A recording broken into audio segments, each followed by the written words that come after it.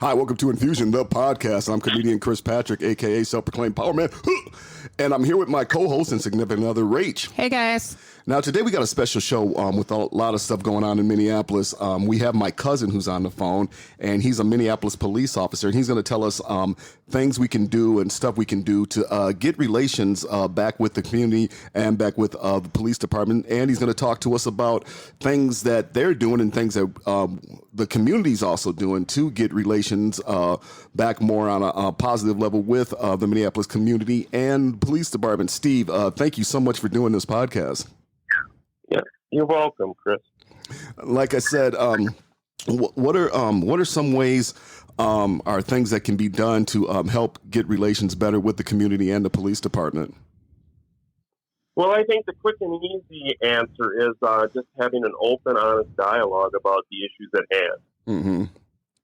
And can you tell us a little bit about your background?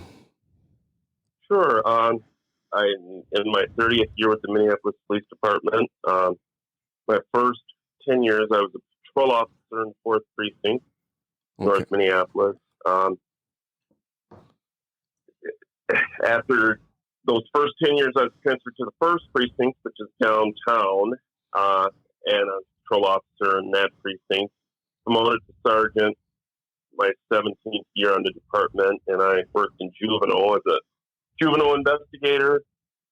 For a couple of years, I was transferred to internal affairs. I worked there for a couple of years. I was the spokesman for the Minneapolis Police Department for almost 3 years. I was a assault investigator for 3 years, and now I'm a patrol sergeant back in the 1st Precinct for the last 4 years. Okay, why'd you switch from investigator to back to uniform? They transferred me. Okay. You know, I don't know if you're aware of this or if your listeners are aware of this, but you know, these police departments are kind of set up like military. They'll transfer people if they possess a skill that they deem can be beneficial in another unit or another area of the police department. So I was transferred. So you transferred back. Correct. Okay. Okay. So moving on, we're only a 30-minute show, and some of the questions that are posed to the community are, how do we get our relationships back, and what are the police officers trying to do to get those relationships back on a friendly matter? Well, as I said, you know, I think it starts with a dialogue, an honest conversation about some of the issues at hand.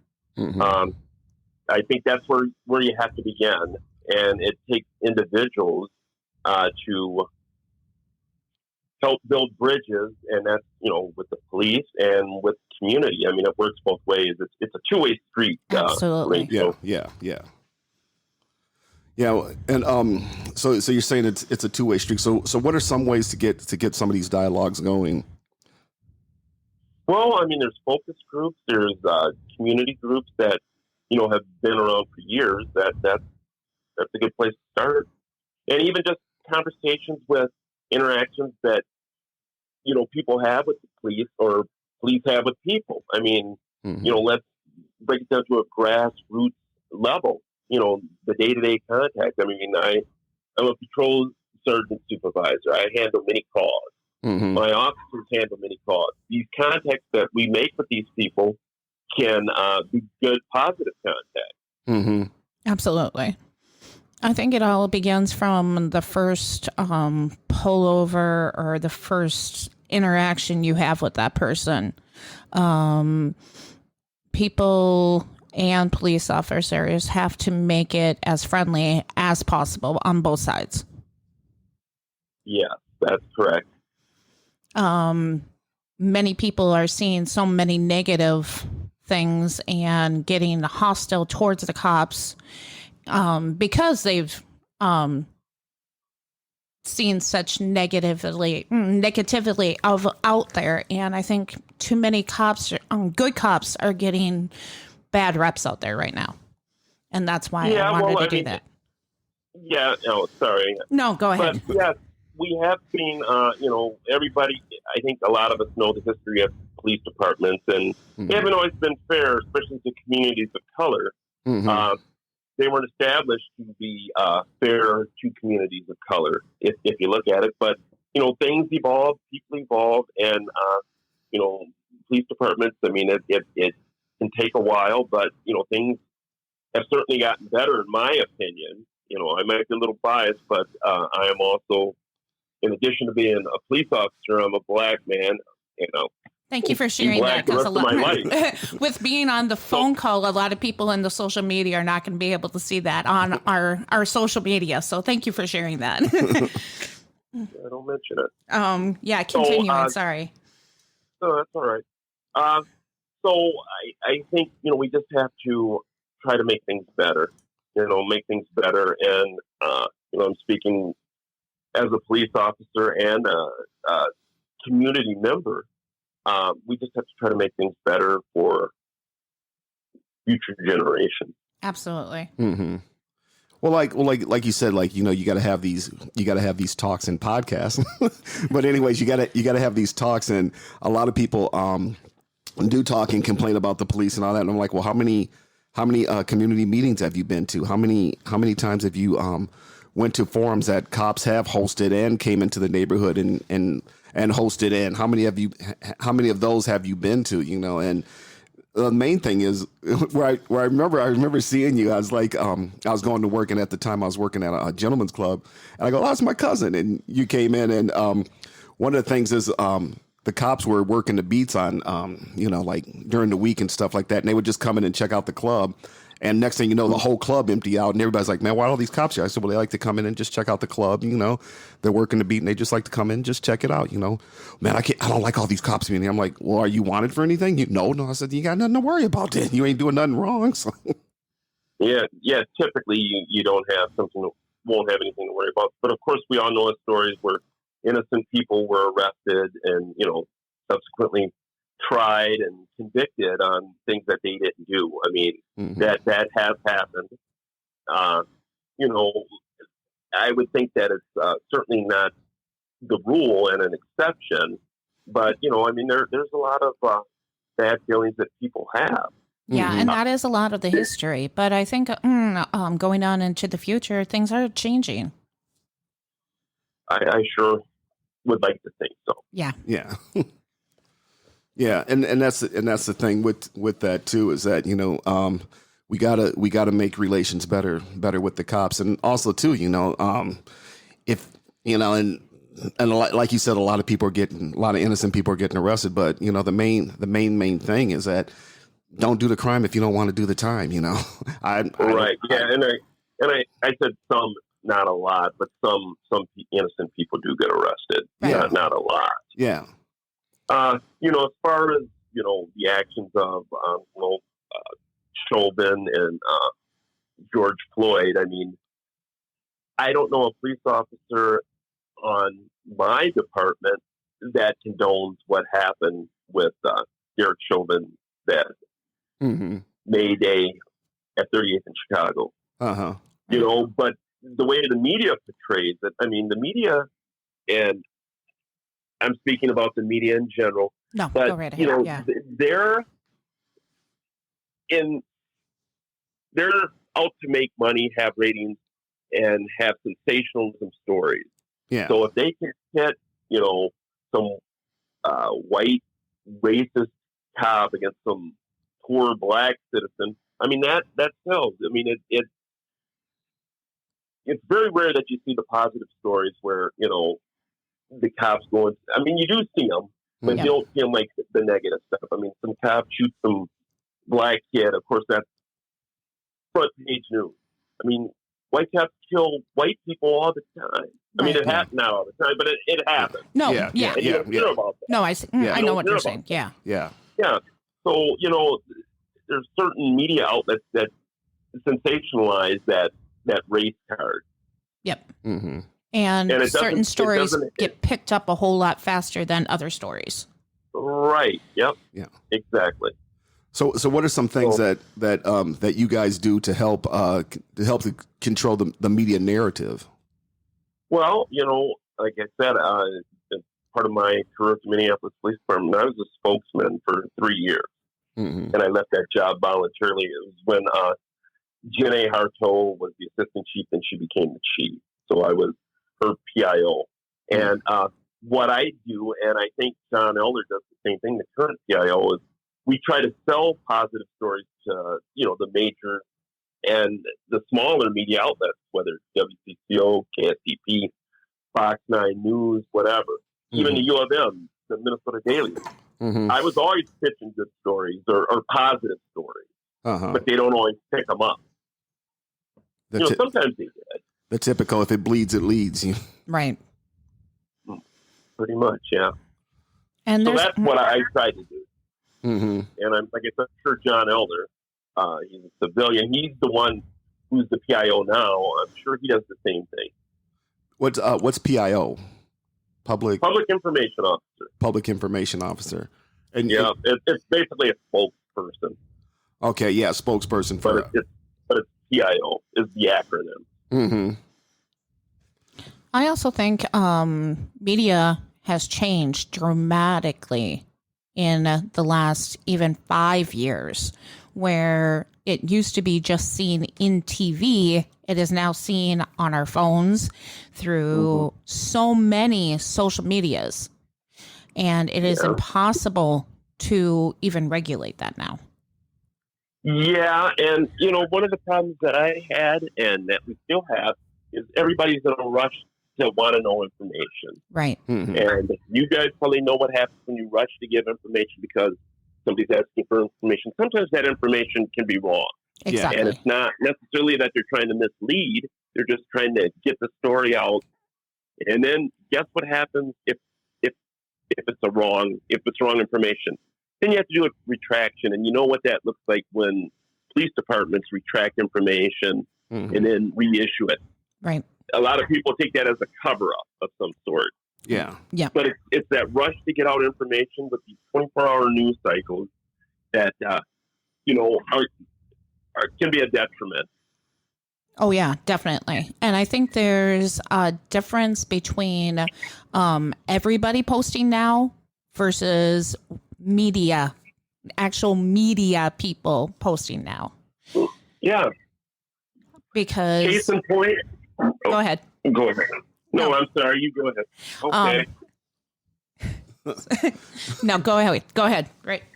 Well, case in point, I don't know if you remember when that guy shot himself down on Nicollet Mall a couple years ago. He was a homicide suspect, wanted in a homicide. And as the police were getting close to him, he shot himself.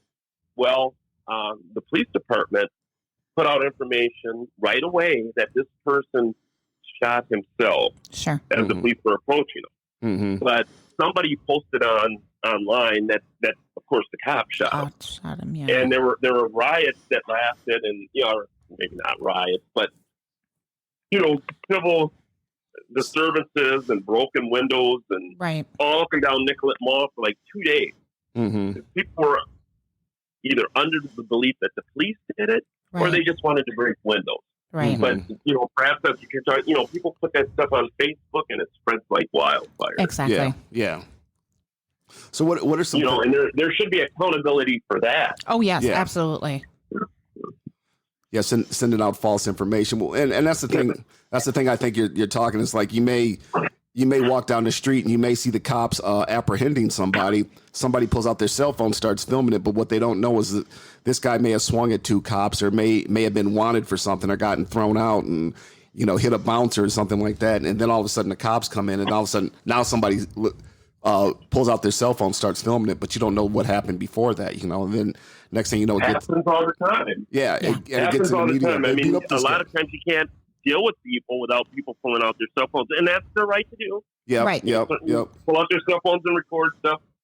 And there used to be a time when we would stop people from doing that, but we've evolved since those days. No, and it's their legal right to do so, but I also think there needs to be an obligation to find out what the true story is. Yeah, and then another problem with that, Rachel, is a lot of times they question what the police are doing. Yeah. When the police are, they a are lot of times in these situations, they're kind of engaged in something else and they don't have the time exactly. answer, At you the know, right some moment. bystanders. At the right moment. That's what I should add. At the right moment, they should find out what the true story is. At the right moment, not during the whole during the whole Yeah. incident. Yeah. Yeah. Yeah, but people do have a right to know Right. public information, you know, but Not during the moment. yes, there's a time and a place. Yes, Yeah. exactly. And, you know, a lot of times police officers, they're not supposed to talk about stuff, Mhm. you know, because they don't want just anybody talking about police matters, Sure. Yeah. Yeah. you know, because they don't want people to, you know, let's face it, you know, police officers, like a lot of people, have strong opinions. Yep. And, you know, they can get in trouble for disclosing wrong information or too much information. True. Me working at healthcare, what state can come, or Jericho can come in, and when we don't know what, they could ask us a question, and when we don't know what the question is, we're supposed to say we don't know.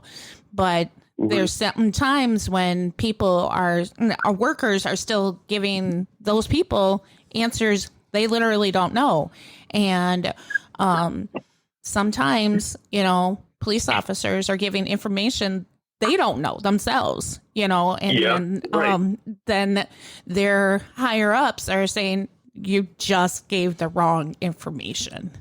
Right. Yeah, exactly. And that, you know, and if it's completely wrong and say it snowballs and then you have to change the information, retract it and issue more information, then it can look like what I just said a couple minutes ago, Exactly. like a cover up or something. Right. Yeah, totally. Well, can we talk about body cam footage? Are more officers got body cam cameras on now? All of them should have body cameras on when engaged in a call. Yeah. Mm-hmm. Yeah, that's a requirement. Well, even citizens are starting to have more Go cams on. Yeah. Yeah, they do. Yeah. I think they're a blessing, and they're turning out to be more of a blessing than people just whipping out their cameras. The body cameras or the Go? The Go Which camera, the Go cameras and the body cameras, I think, are being more positive than people whipping out their cell phones all the time. Although they're legally they can. There's more truth in the Go cams and the body cameras than there is people just whipping out their cell phones. Yeah, that's true. You know, and just a quick anecdote about these body cameras. As you can imagine, you know, members of the department, a lot of them weren't happy that we were going to have to wear these cameras. You know, deservedly so, but that's changed monumentally now because, you know, it has exonerated or cleared a lot of officers from, you know, people do make false allegations against the police. Absolutely, yes. and they've been vindicated. You know, some, but, you know, it has gotten some officers in trouble too. Yeah. So, you know, and, you know, deservedly so on both. Yeah. Mm-hmm. But so they've turned out to be a good thing. You know, I think other professions should wear them. You know, the politicians. Yep. Lawyers, doctors. Why not? Yeah. You Absolutely. know, I mean, other than the HIPAA stuff with the doctor, but you know, teachers for sure. Yeah. You know. Yeah. But they're focused on police, and you know, in a way, you can kind of understand. I mean, police officers do have the right to, you know, lock people up, tow cars, even kill people. Mm-hmm. You know, so the consequences can be a lot more severe than a teacher or a lawyer. Another thing I want to ask you about is that I was listening to a guy by the name of Jeff Stein when I listened to what is his name? Mac McNeil's show, and he said that cops have to deal with a lot of different things that they didn't have to deal with back in the day. And one of the things you really got to deal with is mental illness. Guys who are had too much medication or off their medication, all of a sudden they're acting weird, or you know, they're downtown or somewhere acting weird, going crazy. How do you deal with that? And what are some ways that can help with you guys dealing with that better? All right, now you're talking about citizens acting weird or cops acting weird? Citizens, I believe. Well, citizens who have been on they're off their medication, or they don't have their medication, and they're next thing you know they're Not necessarily and even needing medication, just people having more mental illnesses out there. Yeah, well, we do see a lot of people with mental illnesses now. It seems like there's more than certainly more than when I started 30 years ago. Mm-hmm. But I think it's due to, I think drugs are a lot of times things that fuel these mental illnesses, and, homelessness. There's a lot of reasons why people are suffering from mental illness. Sure. The police officers deal with it all the time. And it's just, we do get training on this. We're not, psychiatrists or psychologists, but we do get mental health training on how to de-escalate situations with mental illness. Mm-hmm. And I would say easily 30-40% of the calls that we go to on a given day, there's some form of mental illness. Okay. That's causing, 911 to be called. Yeah. So, and a lot of times, with our new de-escalation policies and stuff like that, if this person isn't a harm to themselves, they're not harming anybody, a lot of times we just let the people walk away, and that kind of confuses some people on, that are calling, well, aren't you going to take this person to Christ? Aren't you going to, well, a lot of times it's best to let them walk away, because if we have to, they don't want, we can ask them if they want medical help, if they want to go to talk to somebody at the hospital about their mental health issues or their medication issues, and they say no. A lot of times we can't force people to do that. Absolutely, as I said, it's all about the assessment. If they're not harming themselves or harming somebody else, so we just let them walk away. And like I said, a lot of people, citizens on the street, wonder why. Mm-hmm. Yeah, and I just, a lot of times it can be more trouble than it's worth. We might have to wrestle with this person to get them in handcuffs. You got to strap them to a gurney. You got to do all this kind of stuff. That person could get hurt. Some police officers could get hurt if you're not bothering anybody. There's a lot of people there's a fair number of people that suffer from mental illness, especially downtown. Yeah. So it's just best to clear the area and let them go about their business, sure, which is a good thing. Yeah. But like I said, teaching the general public about that, because they're like, and then we get the cops aren't doing anything, Right. It's a tough job, believe it or not. One of the toughest. Damned if you are and damned if you aren't you. So, but it's better for that person, because I don't think most officers want to intentionally hurt somebody. No. That's not what you sign up for the job for. It's to protect, protect and serve. Yeah, and a lot of these officers, you hurt somebody or do something wrong. You could end up not only out of a job, but you could go to prison. Yeah, as we're seeing. Yeah, right. Well, just going home knowing that you broke an arm, I can't imagine that you feel good. When I take an IV out of somebody's arm and accidentally make them bleed because it happens, I feel bad, Yeah. So you don't feel good when you hurt somebody. Yeah. It's not. That's not why we go into the profession. We go into the profession to protect and serve. Yeah. We go in there to make the day a better one for whatever reason. Right. Yep. And if we don't have that in our hearts and in our minds, then and you do go out and intentionally want to hurt people, then one day we're all going to answer. We're all going to have to answer for what we've done here. Right. I'm a firm believer of that. Yeah.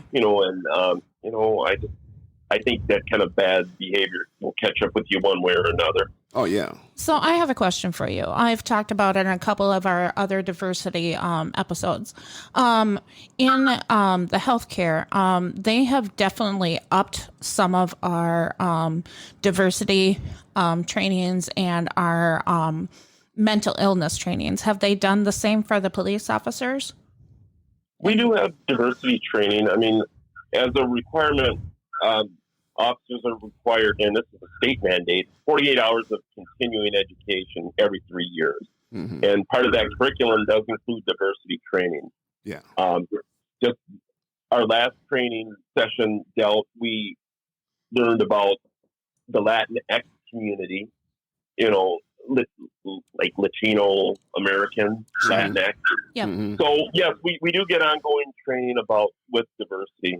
We have a procedural justice unit that gives us diversity training as well. Okay. And all sworn police officers in the state, but specifically Minneapolis, are required to attend these classes to keep their post license, their police officers' standards and training license active and eligible. Okay. And with that said, one of the questions I want to ask you is, I see a lot of people, complaining about the cops and stuff like that, and then I'm like, well, why don't you become a cop? What is the department doing trying to get more black female officers, more African American male officers, and more Latinos and Somalian officers? I'm not actively involved in the recruiting aspect of it. Okay. But I know, they're constantly looking for officers. I think they reach out to,